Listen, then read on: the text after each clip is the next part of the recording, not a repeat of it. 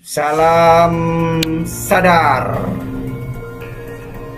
Assalamualaikum warahmatullahi wabarakatuh. Alhamdulillah Yesus Rabbil Alamin. Wassalatu wassalamu ala asrofil anbiya'i wa mursalin wa ala alihi wa sahbihi ajma'in, amma ba'd. Ada waktunya, ada tanggal mainnya, ada waktunya, ada tanggal mainnya.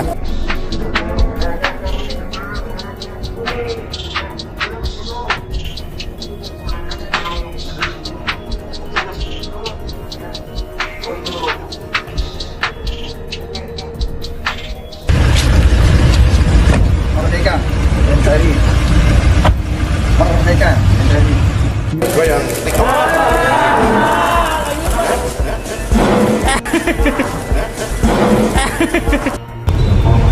Bareskrim Polri telah menerima satu laporan polisi, yaitu LP nomor 0510-8 Romawi /2021 Bareskrim atas nama pelapor Muhammad Kosman.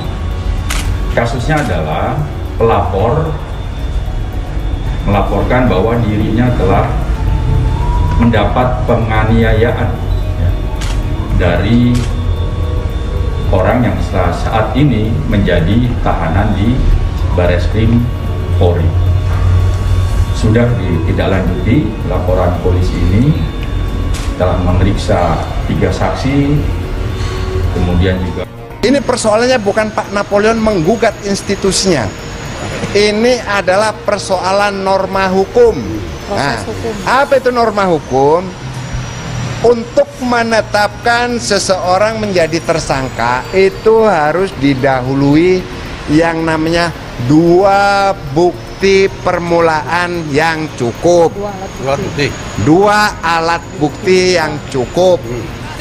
Yang membunuh, bunuh. Yang memerangi, perangi. Kalau di Indonesia, wilayah aman. Kafirnya, ya kafir masih zimmian. Barang siapa yang mengganggu orang Nasrani, maka berhadapan umat Islam. Barang siapa yang mengganggu agama Hindu, maka berhadapan dengan umat Islam. Barang siapa yang mengganggu agama Buddha, maka berhadapan umat Islam. Karena di Indonesia adalah dalam kondisi aman. Tapi ketika mereka memerangi, maka perangi. Mereka membunuh, maka bunuh. Mereka menyerang, maka harus diserang. Mantan Kepala Divisi Hubungan Internasional atau Kadif Hubinter Polri, Irjen Pol Napoleon Bonaparte menegaskan bahwa dirinya siap bertanggung jawab terhadap penganiayaan yang dilakukan kepada tersangka penodaan agama Muhammad Kosman alias MKC. Dia menyampaikan surat terbuka alasannya menganiaya MKC di tahanan Mabes Polri. Menurut dia, perbuatan kece dan beberapa orang tertentu telah sangat membahayakan persatuan, kesatuan, dan kerukunan umat beragama di Indonesia. Saya akan mempertanggungjawabkan semua tindakan saya terhadap kece. Apapun resikonya, semoga kita semua selalu berada dalam perlindungan Allah Subhanahu wa Ta'ala dan hidup rukun sebagaimana yang ditauladani oleh para pendiri bangsa kita, kata Napoleon dalam surat terbukanya Minggu 19 September 2021. Napoleon menegaskan bahwa dirinya dilahirkan sebagai muslim dan dibesarkan dalam ketaatan agama Islam yang rahmatan lil alamin. Dia pun tak terima Islam dilecehkan oleh MKC sehingga bersumpah akan melakukan tindakan terukur. Siapapun bisa menghina saya, tapi tidak terhadap Allahku, Al-Quran, Rasulullah SAW, dan akidah Islamku.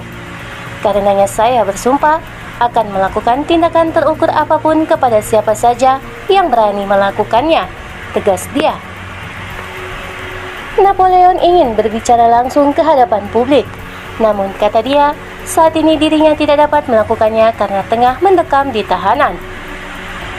Ia pun menyayangkan bahwa sampai saat ini pemerintah belum juga menghapus semua konten di media yang telah dibuat dan dipublikasikan oleh manusia-manusia tak beradab dengan menistakan agama.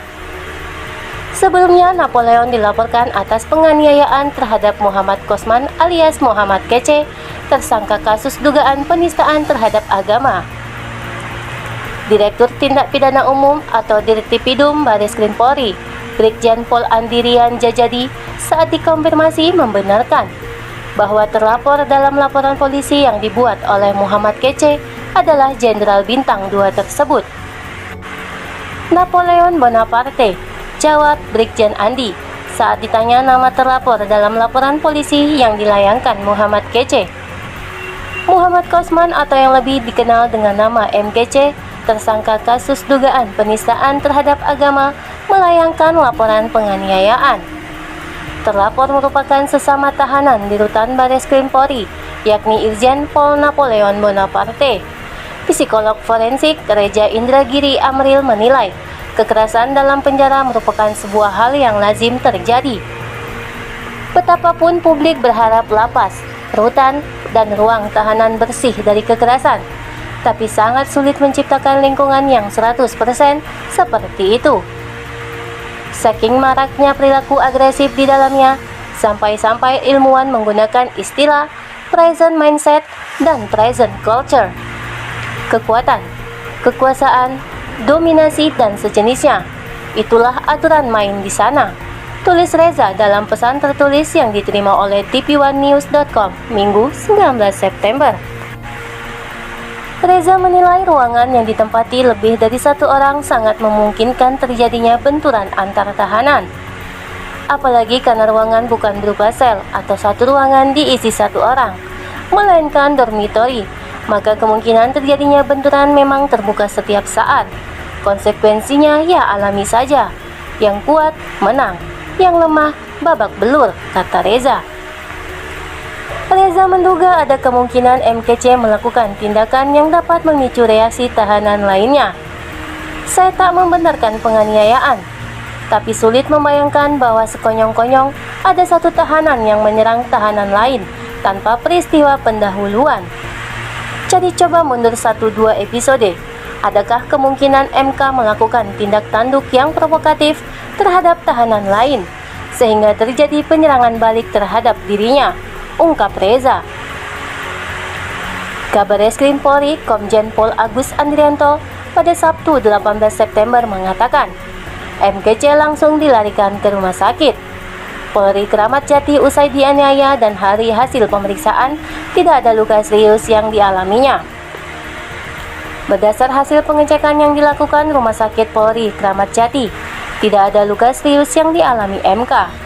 Dari situ, terpikir oleh saya bahwa walaupun kejadiannya menggemparkan, tapi jangan-jangan ini contoh partial malingering, yaitu seseorang mendramatisasi keluhan fisiknya sedemikian rupa, sehingga terkesan ia mengalami penderitaan luar biasa, dugaan Reza dalam pesannya.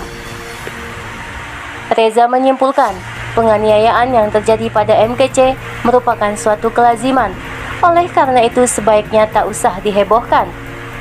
Peristiwanya anggaplah nyata, tapi itu present culture.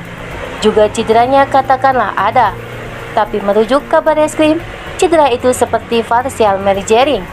Alhasil, bahwa ruang tahanan perlu dikelola secara lebih baik, silahkan saja. Tapi ada sisi lain. Haruskah kejadian dimaksud memunculkan kehebohan yang amat sangat? Tutup Reza dalam pesannya.